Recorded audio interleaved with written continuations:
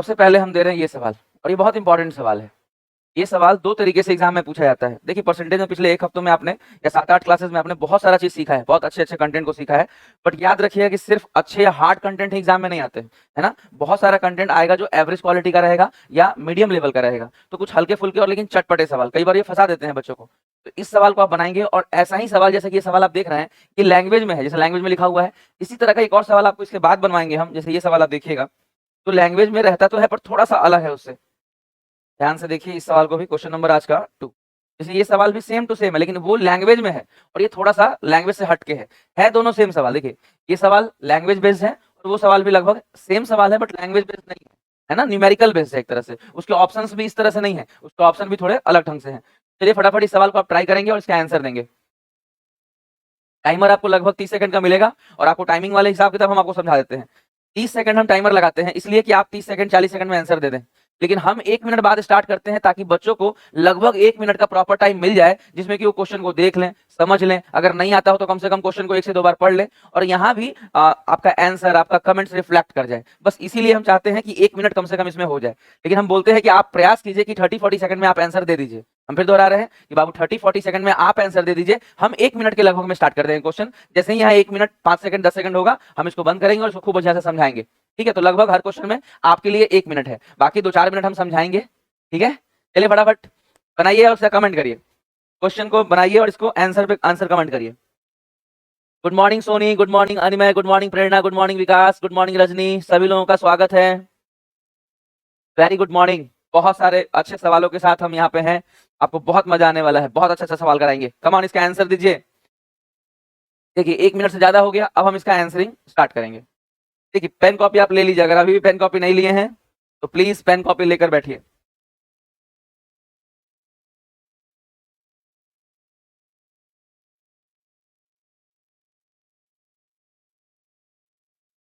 देखिए लिखा है ए का 15%, लिखा हुआ है ए का 15% बी के 18% के क्या है, बराबर है।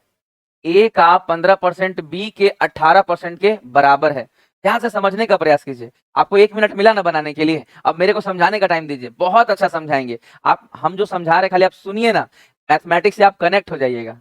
हम गारंटी दे रहे हैं इस बात का, 10 साल का एक्सपीरियंस है। मैथ्स अगर आपको पसंद नहीं भी है ना, फिर भी आपको मैथ्स पसंद आने लगेगा, आप इसे सीखने लगेंगे, इसे एंजॉय करने लगेंगे, इसे जुड़ेंगे, और जब जुड़ेंगे तो धीरे धीरे आप ग्रो भी करेंगे, अपने आप अच्छा हो जाएगा आपका मैथ। ध्यान से देखिएगा बउआ, यहाँ लिखा है कि ए का 15%, बाबू ए का 15%, ध्यान से देखिए ए का 15 परसेंटेज हटाकर, बाबू याद है सिखाए थे आपको कैसे लिखना है। इसके बाद बी का 18%, परसेंटेज हटा देंगे तो कैसे लिखेंगे बाबू, ध्यान दीजिएगा। इसके बाद ध्यान से 3 पचे 15, 3 छक 18। हम यहाँ से ए और बी का रेशियो निकाल रहे हैं, ए और बी का रेशियो निकाल दिए, कितना आ गया भाई, 6-5। ए और बी का रेशियो निकाल दिए 6-5। अब इस रेशियो का क्या करेंगे, जैसे इस सवाल में अब सेकंड पार्ट में क्या बोला गया है सुनिएगा। इस सवाल के सेकंड पार्ट में सुनिएगा, लिखा है कितने परसेंट ए के, सॉरी यहाँ पे तो बी का कितना परसेंट, यहां से लिखा है तो बी का कितना परसेंट, यहाँ पे रुकिएगा ध्यान से, तो बी का तो बी का कितना परसेंट हमको नहीं पता, बी का कितना परसेंट, मान लीजिए एक्स, बी का कितना परसेंट ए के 20% के बराबर है, ए के 20% के बराबर है, ए के 20% के बराबर है। अगर आप ध्यान दें तो एकदम परफेक्ट बात है कि पहले हिस्से से रेशियो और दूसरे वाले हिस्से से हम लोग इसको सॉल्व कर रहे हैं। यहाँ ध्यान दीजिएगा, जब बोला जा रहा है ना का, तो हम उसकी जगह गुना लिख रहे हैं, क्योंकि मैथमेटिक्स में का मतलब गुना ही होता है। ठीक है, चलिए इसको सॉल्व कैसे करेंगे देखिएगा। 2 जीरो को 2 जीरो से काटने वाले हैं, 2 जीरो को 2 जीरो से काट दिए, और अब ए बी और एक्स तीनों है तो एक्स कैसे निकलेगा सर, यहाँ पे जो बी के सामने वैल्यू है वो बी का रख दीजिए 5, बी की जगह हम क्या रख देंगे 5, और ए के सामने जो वैल्यू है वो ए का रेशियो क्या है 6, तो ए के सामने हम रख देंगे 6, ए की जगह 6। अब फिर काटिए, 5 चौक 20, और एक्स का जो वैल्यू आएगा वो आएगा 6 चौक 24, यानी 24% के बराबर है, यानी 24% के बराबर है, यानी बी का 24% ए के 20% के बराबर होगा। तो कोशिश कीजिएगा, तो इस सवाल में आपको समझ में आ जाएगा कि पहले हिस्से से रेशियो और दूसरे हिस्से से आसानी से सॉल्व हो जाएगा। जहां से रेशियो निकाले हैं उसका ए का और बी का मान दूसरे हिस्से में बस पुट करना रहता है। क्लियर। अब इसी तरीके का एक सवाल और दिए हैं जो अलग ढंग से पूछा जाता है, अब इस सवाल को बना के दिखाइए। चलिए लगभग 1 मिनट हो गया है और हम लोग सवाल को शुरू करेंगे। देखिए सेम पैटर्न हम आपको फिर समझाएंगे। पहले हिस्से से ध्यान दीजिएगा, ऐसे ए का 20% बराबर बी, बाबू ए का 20% बराबर बी, समझिएगा ए का 20%, बाबू परसेंटेज हटाएंगे तो नीचे 2 को 0, धीरे धीरे काटते काटते आपको अनुभव हो जाएगा, तो सीधे 1/5 लिख दीजिएगा और अभी काम चलाइए। तो ए और बी का जो रेशियो आएगा वो कितना आएगा, इसको काट दीजिएगा, 1/5 उस तरफ जाएगा तो 5/1, ये रेशियो हो गया। यानी यहाँ से आप समझिए कि ए का वैल्यू हमको 5 रखना है और बी का वैल्यू 1 रखना है। कहाँ कहाँ रखना है भाई, अगले हिस्से में 20 का बी परसेंटेज लिखिए, 20 का, अब बी मतलब कितना 1, अब परसेंटेज का 2 को 0 बराबर, इनमें से किसके विकल्प के बराबर है, तो सब में तो ए का ही ना है, तो डायरेक्ट लिखिए इसे कि ए का कितना परसेंट, ये हमको नहीं पता है, लेकिन ए की जगह हमको पता है क्या रखना है 5, ए की जगह हमको क्या रखना है 5। अब बहुत आसानी से आप इसको जब काटिएगा तो 100 से 100 कट जाएगा, ये 5 से 20 को काटिएगा तो 4 आएगा, यानी x का वैल्यू 4। 100% हो गया कि a के 100% हो गया कि a के 4% के बराबर है, 20 का b परसेंट a के 4% के बराबर है। क्लियर है आपको? चलिए अब हम लोग अगले सवाल की ओर बढ़ेंगे। इस तरह के हल्के फुल्के 1-2 सवाल हमने सीखे, थोड़े और चटपटे सवालों की ओर बढ़ेंगे। हमने शुरू में ही आपको बताया कि इस आज जो क्लास हो रहा है वो पूरे पिछले हफ्तों में 8-10 दिन में जो क्लास 7-8 क्लास हुआ है उन क्लासेस का एक तरह से बढ़िया रिवीजन है, अच्छे अच्छे सवाल हैं और कुछ खट्टे मीठे सवाल भी हैं। समझिए कि हल्के फुल्के सवालों को आप सीख रहे हैं आज। बस पेन चलाइए आज, क्योंकि आपके चलाने का दिन है आज, जो कुछ आपने सीखा है उसको ट्राई करने का दिन है। चलिए ट्राई करिए। आज का तीसरा सवाल हम दे रहे हैं आपको, बहुत आसान आसान सवाल एग्जाम में आते हैं, बहुत देखिए ना, मेंस में आया, एनटीपीसी मेंस में ये आसान सा सवाल आया है, एनटीपीसी मेंस में आया है। कोशिश करिए बाबू, सेम पैटर्न, जितना जल्दी आप कमेंट करिए इसका आंसर। ध्यान से सीखिएगा बाबू, उसमें लिखा है यदि किसी संख्या का, जी हमें तो पता नहीं ना कौन सी संख्या, तो ये किसी संख्या को हम क्या मान लेंगे x का 27.5%, बाबू ध्यान दीजिएगा 27.5%, परसेंटेज का 2 को 0, आप पॉइंट हटाए हैं इसलिए एक और 0 बराबर 11 है। 11 दूनी 22, 11 पचे 25, अब 25 चौके 100, यानी कंफर्म हो गया कि x बराबर 40 से कम 40। ये बहुत आसान सवाल था, बट इस तरह के सवाल भी आपको मेंस तक में देखने को मिल सकते हैं। चलिए आज के तीसरे सवाल पे चलते हैं। आज के छोटे छोटे और मोटे सवाल जो हम लोग कर रहे हैं, छोटी छोटी और मोटी बातें जो हम लोग कर रहे हैं, उसके चौथे सवाल पे चलते हैं। चौथा ना, हाँ चौथा। ध्यान से सुनिएगा, पहले सवाल हम समझा देते हैं, उसके बाद बात करते हैं। देखिएगा सवाल ये है, सवाल ये है कि एक कस्बे की वर्तमान जनसंख्या जो है वो है 15,625। एक कस्बे की वर्तमान जनसंख्या जो है वो है 15,625। यह 2 क्रमागत वर्षों में 8% और 12% बढ़ता है, लेकिन तीसरे साल ये 22% घट जाता है। तीसरे वर्ष के अंत में कस्बे की जनसंख्या कितनी होगी? अगर आपने लास्ट क्लास किया है तो जनसंख्या रिलेटेड सवाल हम लोगों ने बहुत प्रॉपर वे में बनाया था, इससे रिलेटेड ये सवाल है, क्योंकि 2022 ग्रुप डी में रेलवे में पूछा गया है, तो हर एक एग्जाम में लगभग आता ही आता है। चलिए सवाल में सीखते हैं कि आखिर तीसरे साल के बाद, आखिर 3 साल के बाद जनसंख्या कितनी हो जाएगी। सबसे पहले आपका प्रेजेंट जनसंख्या है कितना, देखिए 15,625, 15,625। इसके बाद क्या करना होगा? इसके बाद करना ये होगा कि पहले साल उसमें 8% बढ़ोतरी करनी होगी। 8% बढ़ाने का मतलब है, 8% बढ़ाने का मतलब है कि 108%, यानी इसको क्या करना पड़ेगा, इसका 108% निकाल दीजिए, 108% निकाल दीजिए, बढ़ गया, कर दिया बढ़ोतरी। अब फिर कह रहे हैं कि अब 12% बढ़ाइए। अब 12% बढ़ाने का मतलब 112%, 12% बढ़ाने का मतलब 112%, और 22% घटाने का मतलब 100 में से 22 घटाइए, 100 में से 22 घटाइए 78%, 78%। अब सवाल ये है कि यही चीज है जिसे सॉल्व करना है जी, इसको कटम कुटम करके आंसर मार देना है।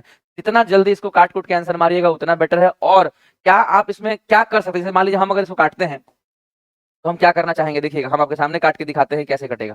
तो मान लीजिए हम 4 से काटते हैं, जो नॉर्मल वे है, 4 7 28, 4 25, ये भी 4 से कट रहा है, 4 दूनी 8, 4 8 32, 4 25, 4 से अभी और कट रहा है, काट दीजिए 25, 25 का क्यूब अगर याद है तो कट जाएगा। अब सवाल है कि 27 गुने 7 गुने 78 करें।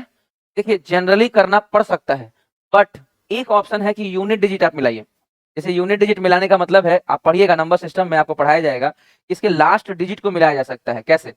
मान लीजिए हम 27 गुने 7 गुने 78 करेंगे बाबू, तो देखिए कि लास्ट में क्या है 7, लास्ट में क्या है 7, तो 7 7 49 होगा, 49 में लास्ट में क्या आएगा 9, और 9 8 72, 72 में लास्ट में क्या आएगा 2, यानी पक्का है कि गुना करने पर लास्ट में 2 आएगा, गुना करने पर लास्ट में 2 आएगा, यानी 2 ऑप्शन तो कंफर्म हो गए कि ये दोनों नहीं होंगे।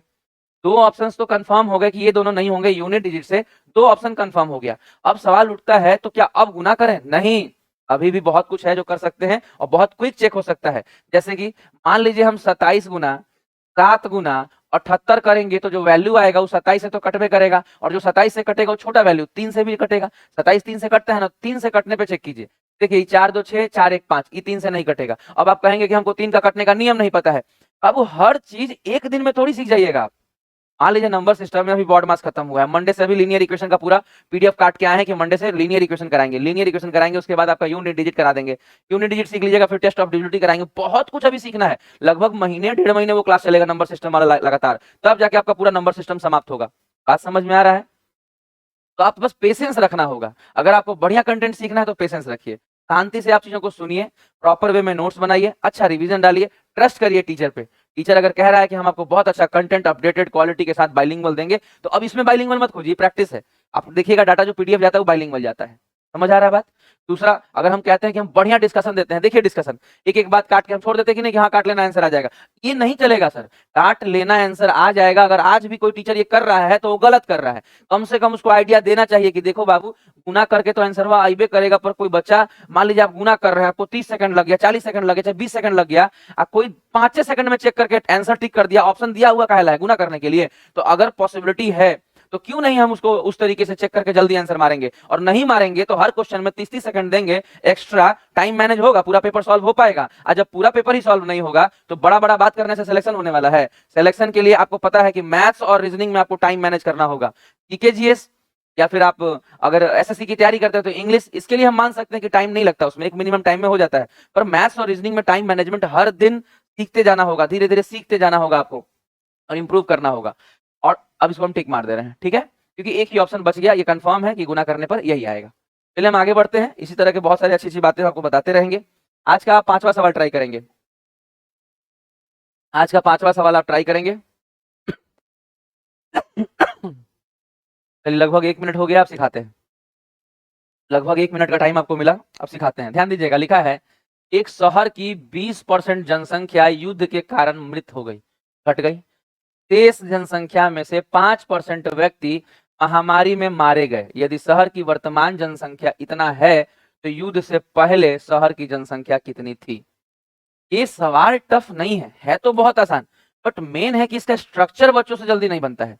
बहुत सारे बच्चे ये बात नहीं समझ पाते कि इसे जल्दी कैसे बनाएंगे। बना तो लेंगे, थोड़ा एक प्रॉपर टाइम दिया जाए तो बना लेंगे, बट बहुत ज्यादा टाइम नहीं देना है। अगर आप इस सवाल में टेक्निक्स अप्लाई करके थोड़ा जल्दी अप्लाई करके बनाएंगे तो अच्छा रहेगा। इसको बनाने का सबसे बेस्ट अप्रोच ये रहेगा, युद्ध से पहले जनसंख्या कितनी थी ये हमें नहीं पता, अननोन वैल्यू है। युद्ध से पहले जनसंख्या कितनी थी नहीं पता, लेकिन युद्ध होने के बाद कहा गया कि 20% मृत हो गई। 20% अगर मृत हो जाएगी तो यहां लिखा है शेष जनसंख्या, यानी बची हुई जनसंख्या का। बाबू बची हुई जनसंख्या कितनी होगी पहले आप सोच के बताइए कि अगर 20% जनसंख्या डेथ कर गई, बाबू 20% जनसंख्या डेथ कर गया तो बचा कितना? हमेशा बचाने के लिए परसेंटेज में 100 से माइनस करना पड़ता है। 100 में से 20 माइनस हो गया तो बचा कितना? 80%। अगर 20% जनसंख्या डेथ हो गया 20% जनसंख्या का तो बचा कितना है? 80%। बाबू बचा कितना है? 80%। स्ट्रक्चर ठीक से बनाना सीखिए, कोई जरूरत नहीं है आंसर कमेंट करने का, अगर आपको नहीं आता है कोई तुक्का मारने की जरूरत नहीं, खूब अच्छे सीखने की जरूरत है। अब ध्यान से सुनिए इस बात को जरा, क्या लिखा हुआ है? शेष जनसंख्या का, बाबू शेष जनसंख्या का, बाबू शेष जनसंख्या, शेष जनसंख्या यही तो है, रिमेनिंग जनसंख्या यही तो है। तो शेष जनसंख्या का 5% महामारी में मारे गए, तो शेष जनसंख्या का 5 अगर मारे गए तो बचा कितना? शेष का ही, शेष का ही 95% बचा हुआ है, और बचा हुआ है कितना? 15,200। अगर आप ये स्ट्रक्चर बनाना खाली सीख जाइएगा, 100% इसमें कैलकुलेशन नहीं है, कैलकुलेशन इसमें नहीं है।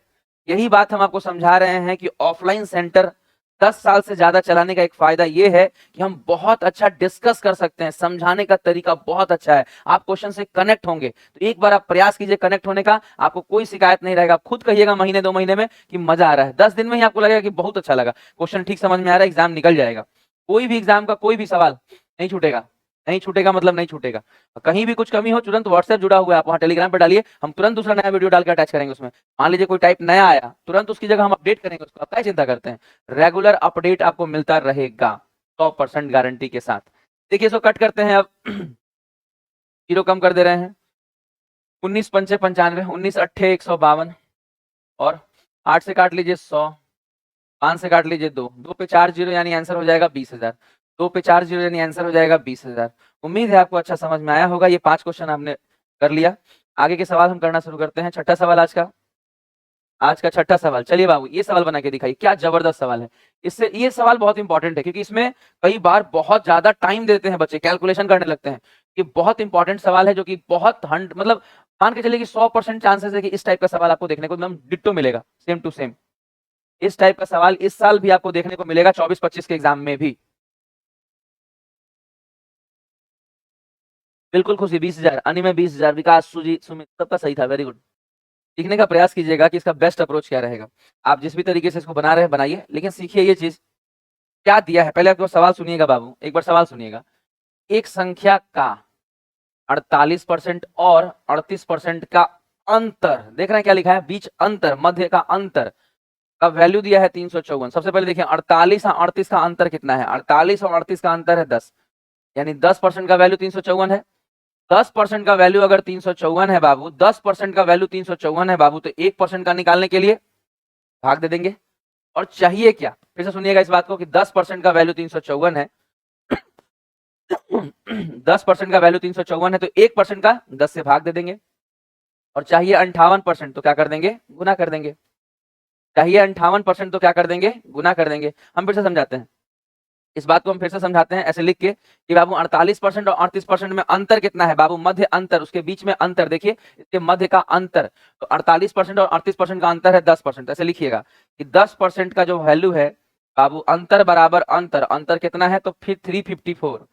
10% अंतर है, अंतर दिया हुआ है 354, परसेंटेज में 10% और वैल्यू है 354, यानी 10% के बराबर है 354, 10% के बराबर है 354, तो 1% के बराबर हो जाएगा 354/10। और हमें चाहिए 58% यानी 58%, तो गुना हो जाएगा 58 से, ये गुना हो जाएगा 58 से। पहले बताइए आपको स्ट्रक्चर क्लियर हुआ। अब सवाल है कि क्या इसको गुना करके 10 से मतलब पॉइंट लगाना पड़ेगा। आपको अभी समझाए ना कि गुना करके पॉइंट बच्चे लगाते हैं। आप इस बात को समझिए कि लास्ट में क्या आएगा भाई, यहाँ लास्ट में 4 है, यहाँ लास्ट में 8 है, 4 8 32 में 2 आएगा, तो लास्ट में 2 आएगा, एक अंक पे पॉइंट लगेगा। देखिए लास्ट में 2 आया है, कहीं नहीं है, लास्ट में 2 है, एक अंक पे पॉइंट है। तो इसको गुना थोड़ी करना है। अगर गुना करके आप बना रहे हैं इसका मतलब अभी नया नया बच्चा है, अभी आप कंपटीशन शुरू किए हैं, डिस्कशन में भाग लीजिए। कोई भी जो लोग जल्दी बनाता है ना, वो जल्दी ऐसा ही नहीं बनाता है, वो बहुत सारा बात समझता है, सीखता है, समझ, उसमें टाइम देता है। तो आप टाइम दीजिए ना, अपने आप आपका स्पीड बढ़ेगा। आपको क्या लगता है, जिसको आइडिया होगा कि 8 चौक 32, लास्ट में 2, एको सेकंड लेगा, और जो गुना करके बनाएगा उसको टाइम लगेगा नहीं। चलिए आगे बढ़ते हैं हम लोग आज के 7वें सवाल पे। बाबू आज का 7वां सवाल बनाइए, चलिए एकदम सेम टू सेम, वैसा ही सेम टू सेम सवाल है, वैसा ही सवाल है जो अभी आप बनाए हैं ना, एकदम वैसा ही सवाल है, सेम टू सेम। लगभग 1 मिनट से ज्यादा हो गया है, चलिए सीखते हैं। बहुत सारे बच्चों ने कमेंट भी दिया है, आंसर कुछ कमेंट आया भी है। सबसे पहला कमेंट किसका आया है, सबसे पहला कमेंट सुमित ने दिया है बी, यानी 384। फिर इसके बाद अनिमय का आया है कमेंट 384। चलिए 2 बच्चों ने आंसर दिया है, एक सुमित शर्मा ने दिया है और एक अनिमय ने दिया है। 2 बच्चों ने इनका आंसर दिया है। सबसे पहले अंतर देखिए, 82 और 73 का अंतर देखिए, 82 और 73 का तो अंतर कितना है, उधर 7 इधर 2, 9%। तो 9% का वैल्यू 72 है, 9% का वैल्यू 72 है, तो 1% का लिए 9 से भाग दे दीजिए। और 48% किसके बराबर होगा, गुना कर दीजिए 48 से। 9 अट्ठे 72, अट्ठी अट्ठी 64, लास्ट में 4, एक ही नंबर में है, बात खत्म। चलिए अब सवाल आगे बढ़ाते हैं हम लोग, आज के 8वें सवाल पे चलते हैं। क्वेश्चन नंबर 8 लेते हैं हम लोग परसेंटेज का। कमान कमान कमान, चलिए इसको बनाइए। क्या सवाल है, जबरदस्त सवाल। इसमें इसमें आपको देखिए कैसा समय लगता है, कोशिश कीजिएगा 30-40 सेकंड में क्वेश्चन को निपटा दें एकदम। चलिए देखा जाए।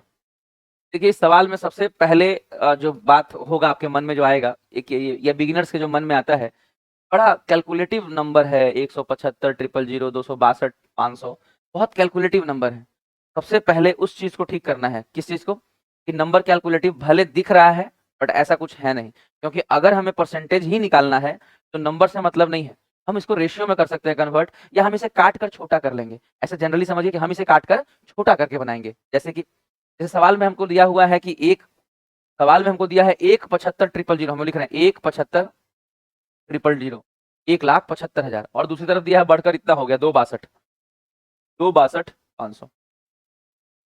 और हमें वृद्धि आगे पूछा है, तो जनसंख्या में प्रति वर्ष होने वाली औसत प्रतिशत वृद्धि ज्ञात करना है, प्रतिशत वृद्धि। तो प्रतिशत तो निकालना है, छोटा करिए इसको, छोटा करने का मतलब 2 जीरो से 2 जीरो, और कट रहा है 25 से काट रहा है, 25 सत्ते 25 से काटेंगे तो 25 से कम 25, एक जीरो नहीं कटेगा, 25 से कम 25, एक कम नहीं 25 पंचे 125, इस तरह और कटेगा, 35 से और कट जाएगा, 35 दूनी 70, 35 तिया 105।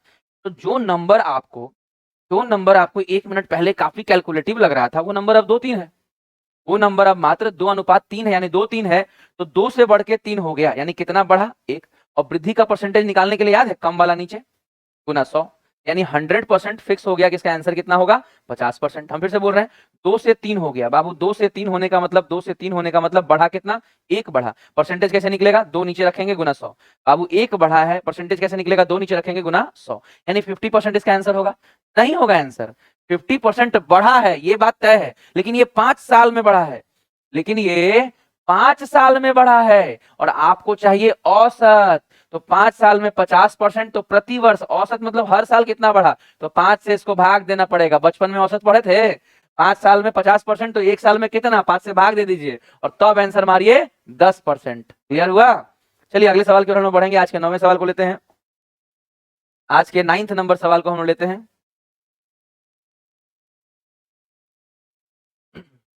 मेंस का सवाल है ये, एनटीपीसी मेंस में पूछा गया था, और ये चीज आप सीख चुके हैं ऑलरेडी पिछले क्लासेस में। बनाने का तरीका क्या पूछा गया है, अधिकतम मार्क्स यानी टोटल मार्क्स पूछा गया है, दिखाए थे ना कल, देखिए 45% फिर 65%, अंतर कितने का है 20%, तो 20% का जो वैल्यू है उसका अंतर देखिए, वहां से 18 अंकों से फेल 6 अंक अधिक, जोड़ दीजिए, उल्टा है ना, एक में फेल एक में 5 से 6 अंक ज्यादा, 18 और 6 24, यानी 24 मार्क्स जो है, यानी 24 मार्क्स जो है वो 20% के बराबर है। बाबू 20% के बराबर अगर 24 मार्क्स हैं तो 100% के बराबर, 20 पंचे 24 पंचे कितना हो जाएगा 120। बहुत सिंपल वे होता है, बहुत सिंपल टेक्निक है। चलिए आज के 10वें सवाल पे हम लोग चलेंगे, 10वां नंबर सवाल करेंगे, क्वेश्चन नंबर 10। बहुत हल्का सवाल है, उम्मीद है आप सबका बनेगा। अच्छा, आखिर ऐसे सवालों को देखकर प्रॉब्लम क्या आता है हम बता रहे हैं, क्योंकि इसमें दिखता है ना कि गुना भाग बहुत करना पड़ेगा, है ना, आप ये सोचते हैं कि गुना भाग बहुत करना पड़ेगा, जबकि अगर आप इस बात को समझें, यहाँ साफ लिखा है किसी संख्या, मान लीजिए x का 3/5 का 7/17 का 2/5 भाग 84 है, तो यहाँ क्या अभी तक में हमने क्या किया, सब ऊपर वाला हिस्सा नॉर्मल है। अगर हम इसके बाद देखें सर 7 या 21 चौक 84 दूनी 4, तो हम लिख सकते हैं कि 5 पचे 25 दूनी 50 17 पचे 85, यानी 850 कंफर्म। अगर संख्या पूछा होता तो हम क्या मार देते 850, लेकिन प्रॉब्लम क्या है, संख्या पूछा नहीं है, कह रहा है उस संख्या का 40% बताइए, तो इसी संख्या का आपको बताना है 40%, 40%, 0 0 0, 4 पंचे 20, 2 4 अठे 32 और 2 34, 300। अगर आपको लगे कि यहाँ काहे काट दिए, अरे तो एग्जाम हॉल में जब बैठोगे तो ऊपर से ऐसे दिमाग से काटना पड़ेगा, हम यहाँ काटे हैं ना ऐसे ही काटे पड़ेगा, 7 तिया 21 दूनी 42 का दुगना, बाकी 5 पचे 25 दूनी 50, 17 गुने 50, 17 पचे 85, एगो 0 850। अगर आपको लगता है कि नहीं हम तो कुछ यादें नहीं रख पा रहे हैं, सब कैसे आप गुना भाग करके याद रख ले रहे हैं, आप भी याद रख सकते हैं, थोड़ा सा कैलकुलेशन ठीक करना पड़ेगा बस, और थोड़ा सा कंसंट्रेशन और फोकस आपको अपने काम पे रखना पड़ेगा।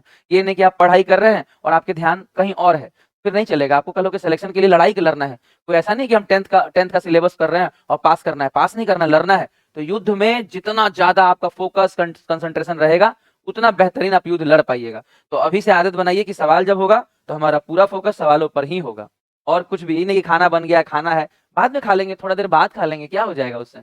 चलिए इस सवाल को देखिए, ये सवाल कितना खूबसूरत है। क्वेश्चन को देखकर ऐसा लगेगा कि ये परसेंटेज का ही सवाल है, और है भी, ऐसा थोड़ी है कि परसेंटेज का नहीं है तो परसेंटेज का ही। बस सवाल को पढ़ लीजिए, सीखिएगा मेरे से, कोई दिक्कत नहीं है। बस आप सवाल को पढ़ लीजिए, इसे बनाने में आपको बहुत लंबा समय देना पड़ेगा, तो उस तरीके से नहीं बनाना है। आप बस सवाल पढ़ लीजिए, हम पढ़ने के लिए ही आपको टाइम दे रहे हैं 30 सेकंड का। Just you have to go through the question, आप बस क्वेश्चन से गुजर जाइए, क्वेश्चन को एक बार पढ़ लीजिए, बस बाकी हो जाएगा।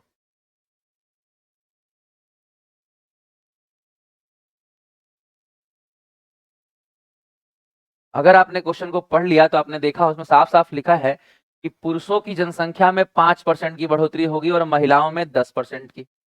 जनसंख्या पहले कितना था ये तो दिया ही हुआ है, लेकिन साफ साफ लिखा है जो मेल हैं उसमें 5% की इंक्रीजमेंट हो रही है, और जो फीमेल है उसमें कितना इंक्रीज हो रहा है भाई, तो उसमें हो रहा है 10% का, 10%। ठीक है, तो मेल की तरफ हमने मेल की तरफ लिख दिया 5% और इधर लिख दिया 10%। अब हम देखेंगे कि ओवरऑल कितना इंक्रीज हुआ। पहले जहां मामला 10,000 का था, अब लिख रहे हैं तो जनसंख्या वृद्धि होती है तो जनसंख्या 10,800 हो जाता है। बाबू समझिएगा कि जो जनसंख्या 10,000 से 10,800 हो गया, जनसंख्या 10,000 से 10,800 हो गया, तो बढ़ा कितना है 800। बढ़ा कितना है 800। अब पहले कितना था 10,000, वृद्धि का परसेंटेज निकाल रहे हैं बबुआ, वृद्धि का परसेंटेज निकाल रहे हैं बाबू। तो हमने चेक किया कि ओवरऑल 8% बढ़ा है। और अगर आपने कभी एलिगेशन नाम की चिड़िया का नाम सुना है, तो ये एलिगेशन आपके सवाल को बहुत आसान बना देता है। बस बीच में रख देंगे 8%, जो औसतन वैल्यू है, ओवरऑल वैल्यू है, टोटल वैल्यू है, और इन दोनों का अंतर रखेंगे, बड़ी में से छोटी को माइनस कर लीजिए, लिखिए 3। इन दोनों का अंतर, बाबू दोनों में से बड़ा कौन है, 10 में से 8 घटा लीजिए, लिखिए 2। बाबू अंतर लिखना है, इन दोनों का अंतर, और इसको बांट दीजिए, 2-3 में बांट दीजिए, सवाल खत्म हो गया। 2-3 में किसको बांट दें, 2:3 में क्या बांट दें, जनसंख्या। कौन सा जनसंख्या, अरे जो शुरू में था सरकार 10,000 था ना, बताना है कि महिलाओं की वर्तमान जनसंख्या कितनी है। अच्छा, उस समय कितनी थी पहले देखना पड़ेगा। अब देखिए ध्यान से, भाई महिलाओं की जनसंख्या है कितनी, तो महिलाओं की जनसंख्या के लिए क्या यूनिट है, फीमेल के लिए क्या यूनिट है 3, और मेल के लिए क्या है 2। 2-3 में खाली बांट दीजिए, 2-3 मिला के 5, 2-3 मिला के 5, टोटल जनसंख्या 5 यूनिट, टोटल जनसंख्या 5 यूनिट, और टोटल जनसंख्या 10,000। तो 5 यूनिट का वैल्यू 10,000, तो 1 यूनिट का वैल्यू 5 से भाग दीजिए उसको, 2,000। 1 यूनिट का वैल्यू 2,000, और चाहिए महिलाओं का, तो 2,000 गुने 3, कितना होगा आंसर बउआ, 6,000। तो इस तरीके से आपको सवाल करना है। ये सवाल में एलिगेशन लगता है, इस सवाल को लेकर आप कंफ्यूज नहीं रहेंगे, बहुत शार्प रहिए कि ठीक है एलिगेशन वाला सवाल है, जब सिखाएंगे सर तो पूरा डिटेल भी समझाएंगे, लेकिन अभी खाली काम चलाइए कि ठीक है समझ में तो आ ही गया, करना कुछ है, इन्हें मेल इन्हें फीमेल इन्हें बीच में ओवरऑल, बाकी घटा के रेशियो बांट दिए, बहुत सिंपल वे है। चलिए आगे के सवालों में बढ़ेंगे, आज के 12वें नंबर सवाल पे चलेंगे। आज के 12वें नंबर सवाल पे चलेंगे, इस सवाल को देखिए। के बाद 11:30 में लगभग एडवांस सर्किल का क्लास, फिर पूरे हफ्ते का आपका रिवीजन सैटरडे संडे में, और बाकी चीजों को भी मैनेज करना है। एक अच्छा रूटीन बना के काम करना सीखिए, ताकि आप एग्जाम क्रैक कर पाए। कम से कम रूटीन बनाइए, फॉलो तो खैर हो नहीं पाता उतना, पर बनाइए जरूर, कोशिश करते करते वो धीरे धीरे उतना हो जाता है। देखिए क्या लिखा है, वर्तमान में इसकी जनसंख्या है कितनी, 1000। वर्तमान में जनसंख्या है कितनी, 1000, और कह रहे हैं कि 10% बढ़ा देना है। 10% बढ़ाइएगा बाबू, 10% बढ़ाइएगा तो हो जाएगा 110%, 10% बढ़ाइएगा तो हो जाएगा 110%। और ये कितनी बार होगा, यही पूछा गया है।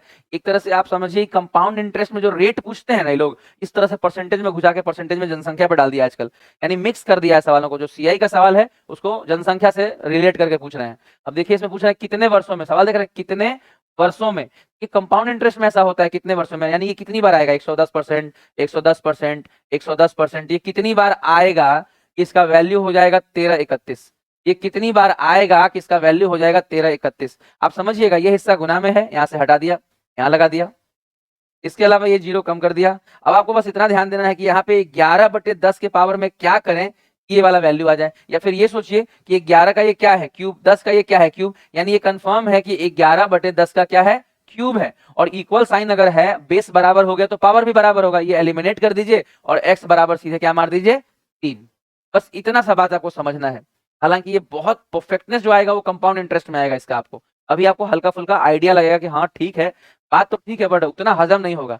वक्त आने पर सब धीरे धीरे हजम भी होगा। कुछ नए और कुछ अटपटे सवाल भी हमें करने ही पड़ते हैं। एग्जाम अगर निकालना है तो केवल इजी या परफेक्ट सवालों को करके नहीं निकलेगा, सभी तरह के सवालों को देखना होगा। आज के लिए परसेंटेज में इतना ही।